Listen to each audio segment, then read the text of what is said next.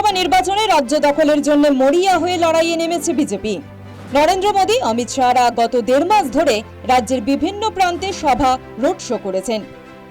BJP তৃণমূলকে যে সরাসরি চ্যালেঞ্জের মুখে ফেলে দিয়েছে তা এক ঝলকে বোঝা যায় ভবানীপুর কেন্দ্রের দিকে তাকালেই, যেখানে রাজ্যের মুখ্যমন্ত্রীর জয়ও নিশ্চিত নয়, যেখানে নিজের জন্য ভোট প্রার্থনা করতে হচ্ছে স্বয়ং মমতা বন্দ্যোপাধ্যায়কে।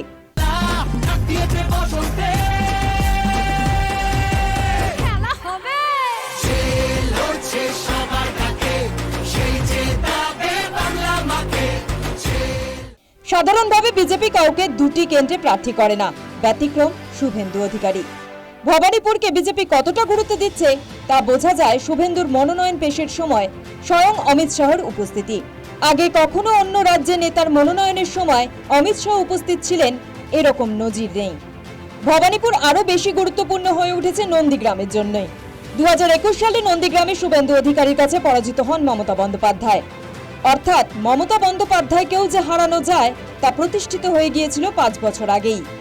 এবারেও যদি মমতা বন্দ্যোপাধ্যায় পরাজিত হন, সেক্ষেত্রে মমতা বন্দ্যোপাধ্যায়ের জনপ্রিয়তা নিয়ে প্রশ্ন উঠতে বাধ্য, রাজ্যের বাকি কেন্দ্রগুলিতে যাই ফল হোক না কেন।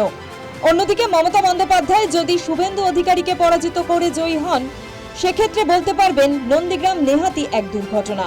লোডশেডিং করে নন্দীগ্রামে জয়ী হয়েছিলেন শুভেন্দু অধিকারী। তৃণমূলের এই অভিযোগও গুরুত্ব পাবে। কাজেই 293টি কেন্দ্রের ফল যাই হোক না কেন, ভবানীপুর তার থেকে আলাদা। ভবানীপুরের ফল আলাদা করেই উচ্চারিত হবে, ইতিহাসেও থেকে যাবে। News time.